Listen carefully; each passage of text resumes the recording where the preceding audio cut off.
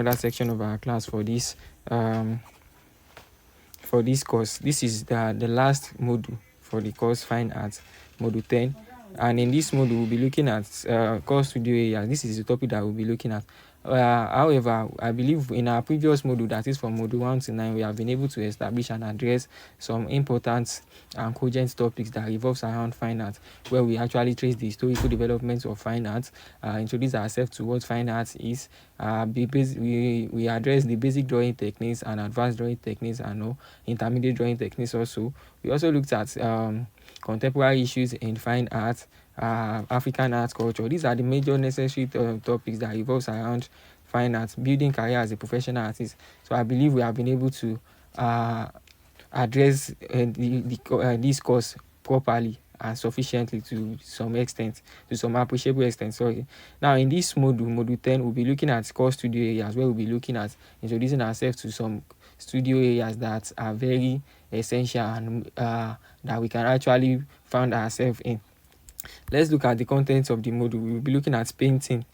Now where we will look at color theory, what are different theory, watercolor, oil, acrylic, composition, and mixed media under painting. We also look like basic techniques like blending, layering, washes, and all. Then also we look at painting, painting simple still life and landscapes. Then afterwards we moving on beginner color mixing and application exercise. We also look at graphics and printmaking. These are the major core things that we'll be looking at when we are talking about studio areas. It could be painting, it could be graphic design, it could be printmaking, and all. So now let's look at let's move on to the introduction of this module. Let's introduce ourselves. Now when we are talking about studio areas, these actually form the foundational pillars of practical training in fine and applied arts, providing students with hands-on exploration of diverse media and techniques essential for artistic development. So these disciplines, talking of painting, sculpture, graphics, and printmaking, textiles, and ceramics, they actually represent primary modes through which artists translate ideas into tangible forms, blending technical skill with creative expression. So in educational programs, for instance, now particularly in secondary and tertiary levels of education, emphasis on these areas actually equips learners with the ability to manipulate materials, to understand compositional principle, and experiment with processes that have evolved over countries or centuries. Now, by engaging directly with tools and mediums, students will not only master traditional methods but also cultivate problem-solving abilities and personal artistic voices, preparing them for professional practice or further specialization. This is just to tell us that this topic is very essential, whereby it will help us as a student to be able to as a student to be able to engage directly with tools and different mediums as that has to do with fine art. These disciplines could form painting, it could be sculpture, it could be graphics, it could be printmaking. So these are different core studio areas in fine art that we'll be looking at. Now let's take painting first. What do we refer to as painting? It is defined as the artistic practice of applying pigment suspended in a binding medium to a prepared surface such as canvas, papers, panel, or wall to actually create expressive, representational, or abstract visual works. Now, painting is one of the most fundamental and versatile disciplines in fine art. When we are talking about fine art, painting is very, very common and one of the most traditional and fundamental parts and area of fine art. It actually allows artists to explore color, light, form, texture, emotion, and narrative through controlled application and manipulation of materials. In studio practice now, painting encompasses a large range of mediums and techniques, each with distinct properties and influence the final outcome. So central to all painting is color theory. Has to do anything that has to do with painting. We have the color theory, which is the systemic study of how colors interact. That's what color theory is about, how color is mixed and actually how it affects visual perception and emotional response. Color theory provides artists with tools to achieve harmony, to achieve contrast, depth, and mood. Now, the traditional color wheel organizes colors into categories, where we have the primary colors, which are the red, yellow, blue, and which cannot be mixed from others. We also have the secondary colors, which are the orange, green, a violet, and it is created by mixing equal parts of the two primaries together to form it. And we also have the tertiary colors, which are the intermediate hues like red, orange, or blue, green, and the likes. Now let's take one after the watercolor. This is a transparent medium in which pigments are bound with gum, Arabic, and diluted with water. It is prized for its luminous fluid qualities and spontaneous effect. It dries quickly. We should know what watercolor is because it is mostly used in fine arts during our school days. Now, in primary and even in secondary level. So it dries quickly. Watercolors dry quickly. Now the key techniques include wet on wet, that is applying wet paint onto wet paint for soft blending and dilution. We also have wet on dry, and we also have dry brush and lifting. So watercolor encourages planning due to its unforgiving nature. So mistakes are difficult to cover, but rewards patience with delicate. In doing what this is an example of image with watercolor. Mistakes are very difficult to cover, but this style actually encourage and reward patience. When you are patient enough as an artist, it will watercolor will actually portray and depict your work perfectly. It reward patience with delicate ethereal results often seen in landscape and botanical studies. We can see the image on the screen, just how beautiful it is. This is an example of art with watercolor. We have oil painting also. Oil painting, on the other hand, employs pigment ground in dry oils, typically linseed, which allows slow drying times and rich, so blendable textures. This medium supports techniques such as glazing, and that has to do with applying thin transparent layers over dried paint. Glazing, we have scumbling, we also have impasto and alla prima, completing a painting in one session with wet on wet blending. Oil paints now offer unparalleled flexibility for subtle transition and revisions, making them ideal for realistic portraiture. Let's move on to the next type, or under the types of painting. We have acrylic painting. Now, acrylic painting actually uses fast drying synthetic pigment that is suspended in an acrylic polymer emulsion, which can be thinned with water for transparent washes or uses thickly like oils. Versatile and forgiving. So acrylic dries in minutes to a waterproof, flexible film and adhere to diverse surfaces. Now, techniques include heavy body application for impasto and the likes. Let's look at composition. Now, composition often refers to the intentional arrangement, emphasis on the intention. Now, it has to do with intentional arrangements of visual elements like line, like shape, like color, value, texture, and space within the picture plane to guide the viewer's eye and create unity or tension. Now, effective composition relies on principles like balance, emphasis, and the rule of thirds. Now, a guideline that divides the canvas into 3x3 grid, suggesting placement of key subjects along lines or at interaction for dynamic natural appeal rather than centering. Now, we also have the mixed media and basic tools that we can use for painting. Now, mixed media in painting actually involves combining traditional paint mediums with other materials and techniques such as collage elements, ink drawing, pastel, gold leaf, or digital print to expand expressive possibilities. Now, this approach breaks conventional boundaries, adding textures, dimension, and conceptual layers.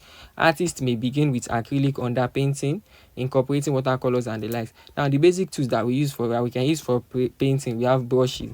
Brush is very essential. These are the basic tools that we use for painting. Brushes, synthetic or natural bristles in shapes like flat, round, and you start with a basic set like 2 to 12. Now, we also have palettes as one of the basic tools. Palette is a flat surface for mixing, for actually mixing. We also have palette is a flat surface for mixing, plastic wood for acrylic oil, ceramic for watercolor to prevent absorption. We have surfaces also watercolor paper, stretch canvas or panels for acrylic oil. Other essentials are palette knife for mixing or scraping, easel for ergonomic setups and the like. Now, let's look at the basic techniques in painting, where we have blending, layering, and washes. Now, painting techniques. Basic techniques in painting, they are methods of applying and manipulating paint to achieve desired effects, textures, and depths. They build on color theory mainly. It is built on color theory and tool handling to translate observation into art. Now, types of these basic techniques are we have blending, layering, and washing. Blending has to do with is the process of smoothly transitioning between colors or values by mixing them directly on the surface or via tools, while layering It has to do with building paint in successive applications, allowing previous layers to dry before adding more. This includes glazing or scumbling. Now we also have washes. This is the thin diluted paint application, creating even transparent views over large areas. Flat washes are uniform. Graded washes fade from dark to light. And no, this is all about basic techniques and in painting, where we have blending, layering, and washes. Now let's move to painting simple still life and landscape. Still life is the depiction of inanimate objects like fruits, flowers, and the likes that is arranged for compositional study. Landscapes, on the other hand, portray natural or rural scenes like mountains or fields. Now, types of painting: simple still life and landscape. Still lives actually begin with simple setups like a single apple or vase under controlled light. Observes shapes, values, and colors, blocking masses first and the likes. Landscapes, on the other hand, capture outdoor scenes. Now, how do we paint this? It's capture outdoor scenes, starting with basic elements like horizon, foreground, and sky. Now, landscapes emphasize mood. For instance, golden hour warms with yellow, oranges, and the likes. While still life teach proportions and light shadow. Now, let's move to beginner color mixing and application exercise. Color mixing in painting has to do with combining pigments to create new hues, values, or tones. So application involves techniques for placing mixed colors on surfaces. You have to start with a limited palette to learn mixing ratios. Mix on palette, not directly on work to test. This is the best way. Exercise 1. These exercises that we'll be looking at and mixing, color mixing. Exercise 1, we have color wheel creation. Exercise 2, we have value scales. The third exercise, we have complementary mixing. Exercise 4, we have monochromatic study. While exercise 5, we have limited palette still life. Let's move on to the next studio areas. We have sculpture, and in this sculpture we'll be looking at modeling, carving, and casting. Now, sculpture is actually a three-dimensional art form that involves creating forms in space, often by manipulating materials to represent figures, objects, or abstract concepts. Sculptors, those are the people that actually do engage in sculpture. They use three primary techniques, which are modeling, carving, and casting. So these methods differ in approach, tools, and materials, which we'll be looking at one after the other now. Modeling, for instance, which is otherwise known as additive sculpture, is an additive process where the artist builds up the form by adding material gradually. So this allows for flexibility, correction, and organic development. While carving, which is otherwise known as subtractive sculpture, is a subtractive process whereby the artist removes material from a solid block to reveal the form hidden within it. Now, it requires planning, precision, and confidence. Once material is removed, it cannot be added back easily. So this is why it is very careful. It requires proper carefulness and planning. And the third one is casting, which is the reproductive sculpture, otherwise known as that. Now, casting transfers a model into a durable material, often metal, by creating a mold and pouring molten material. It allows multiple additions and works well for complex, detailed forms. Let's move on to the next core areas in core studio areas, which is graphics and printmaking. We have looked at painting, we have looked at sculpture. Now let's look at graphics and printmaking. Now, graphics and printmaking is actually encompass techniques that combine artistic expression with the production of multiples, making them ideal for posters, illustrators, books, and textiles. Now, in these subtopics, we will be focusing on poster design, illustration, lino cut, and no. So these areas, they blend creativity, composition principles, and hands-on processes, often using bold colors, strong contrast, and repeatable imagery. Now, let's take one after the other. Poster design. Poster design under graphics now is a form of graphic communication that actually conveys messages quickly and impactfully, promoting events. We believe we know what poster is. That is also one under art. So now this poster actually promotes events, products, courses, or ideas. Effective poster prioritizes hierarchy, like the headline, the subtext, and the details. Just like we know. So strong visuals, limited color palettes, and clear typography are what we should consider when we are designing. Now, illustration involves, on the other hand, it involves creating images to accompany or enhance text, narrative, or concepts. So it is different from pure fine art by serving a communicative purpose. Illustration, on the other hand, can be traditional, which involve pen or ink, watercolor. It can be digital also, like Procreate or Adobe Illustrator. In graphics and printmaking context, illustration often feature bold lines, flat colors, and stylized forms. Now let's look at lino cuts, which is relief printmaking. It is a relief technique where the artist carves away non-printing areas from a linoleum block. Ink is rolled into the raised surface, and paper is pressed to transfer the image, producing bold graphic prints with high contrast.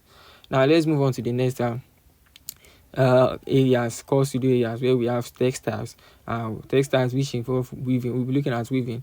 Now, textiles actually involve the creation and decoration of fabric using various techniques that transform fibers into functional and artistic pieces.